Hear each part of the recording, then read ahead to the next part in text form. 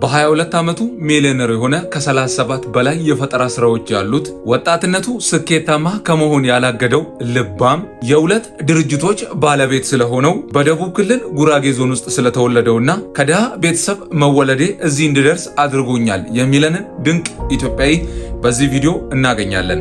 ሰላም ውድ የሃሞና ቲዩብ ተከታታዮቻችን፣ አስተማሪ የስኬታማ ሰዎችን ታሪክ ለማግኘት ከፈለጋችሁ ትክክለኛ ቦታ ነው የመጣችሁት። ስለዚህ ይህን ቻናል ሰብስክራይብ ማድረግና ቀጣይም ቪዲዮ እንዲደርሳችሁ የደወል ምልክቷን መጫን እንዳትረሷት። ይህ ሰው ኢዘዲን ካሚል ይባላል። ተወልዶ ያደገው ጉራጌ ዞን ውስጥ በቂያ ቴክኖሎጂ እዛም ትምህርት ቤቱ አምጥቶ በማሳየትና በመስራት ያን ውድድር አሸናፊ መሆን ቻለ።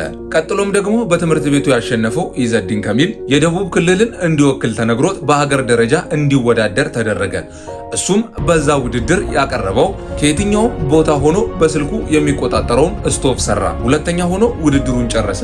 ከዛ በኋላም 37 የተለያዩ የፈጠራ ስራዎችን ሰርቷል። በአራት ዘርፎች በፀሐይ ኃይልና በመብራት የሚሰራ ተሽከርካሪ ሰርቶ በዩኤንዲፒም ውድድሮች ላይ አሸንፎ $8000 ተከፍሎት ያውቃል። በሴፍቲ ኤንድ ሴኩሪቲም ዘርፍ ላይ ተወዳድሮ ኤክስፋየር የተባለ የፈጠራ ስራ ሰርቶ በዩኤስ ኤምባሲ አይካን አይኮግላብ በተባለ ውድድር ላይም ተወዳድሮ አሸንፏል። IoT ኤክስ ዲስተርብ የተባለ አፕሊኬሽን በመስራት አፕሊኬሽኑ ሰዎች ወደ መስጊድ፣ ወደ ቤተ ክርስቲያን፣ ወደ ስብሰባ አዳራሾች፣ ወደ ተለያዩ ዝምታን ወደሚፈልጉ ቦታዎች ሲገቡ ስልክን በራሱ ሳይለንት የሚያደርግና ከዛ ቦታ ደግሞ ሲወጡ ሳይለንቱን የሚያጠፋ ቴክኖሎጂ ሰራ።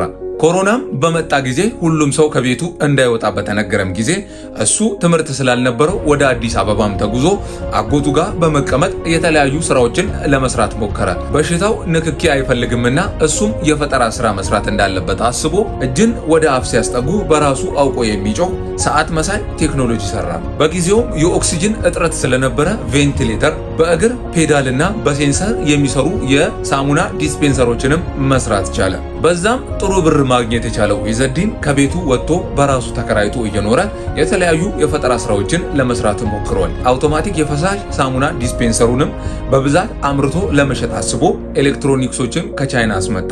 ባስመጣም ጊዜ ወደ ሀገር ውስጥ ለማስገባት ከፍተኛ ቀረጥ ስለተቆረጠባት እዚህ ሀገር ውስጥ ካሉ ሌላ አቅራቢዎች ጋር መፎካከር አልቻለም። በዛም ትልቅ ኪሳራ ደርሶብኛል ብሎ ይናገራል። የእቃ አቅርቦት ሀገሪቱ ላይ በጣም አስቸጋሪ ነው። ይህም ብዙ የምፈልጋቸውን ነገሮች እንዳልሰራ ይይዘኝ ነበረ። ቤተሰቦቼም ሰው ጥሩ ሆኖ የሚታያቸው ዶክተር፣ ፓይለት፣ ኢንጂነር የተለያየ አይነት ነገሮችን ሲሆን ነው እንጂ እኔ የምሰራቸውን የፈጠራ ስራዎችን ሲሰራ አይደለም። ስለዚህ ብዙ ተግዳሮቶች ነበሩብኝ ብሎ በአንደበቱ ይናገራል። እሱ በዛም ግን ተስፋ አልቆረጠም። ከኮሮናውን በኋላ ቱርክ ሄዶ የሶፍትዌር ኢንጂነሪንግ ተማረ። ያን ከተማረም በኋላ በራሱ ሶፍትዌሮችን መስራት ጀመረ።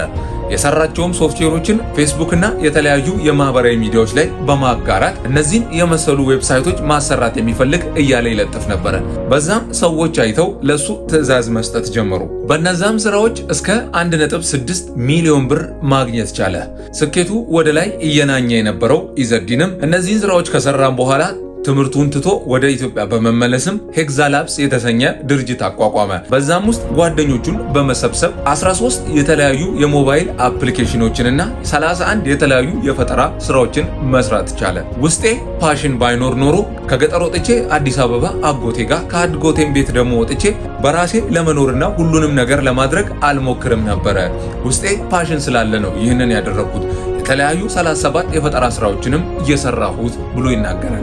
ድጋፍ አርጉልኝ ብዬ የጠየኳቸው የተለያዩ ድርጅቶች አርፈ ትምህርትን ተማር ሲሉኝ ተስፋ ቆርጬ ትቼው ቢሆን ኖሮ አሁን እዚህ አልደርስም ነበረ ብሎ ይናገራል። መሆን የምትፈልጉትን ነገር ቀድመው ከሆኑ ሰዎች ጋር አብራችሁ ጊዜ አሳልፉ። ሞዴል መሆን የሚፈልግ ሰው ከሶፍትዌር ኢንጂነር ጋር ቢውል ምንም አይጠቅመውም። ስለዚህ እናንተ መሆን የምትፈልጉትን ነገር ቀድሞ ሆኖ ከሚበልጣችሁ ሰው ጋር አብራችሁ ጊዜ አሳልፉ ብሎ ይናገራል። የኢዘዲን ታሪክ አስተማሪ ስለሆነ ብዙ ሰዎች እንዲጠቀሙ ለጓደኞቻችሁ ለተለያዩ ሰዎች ሼር አድርጉ። ቪዲዮንም ላይክ ማድረግ እንዳትረሱ። ሃሞና ቲዩብንም ሰብስክራይብ አድርጉ። በብልሃት እንኑር።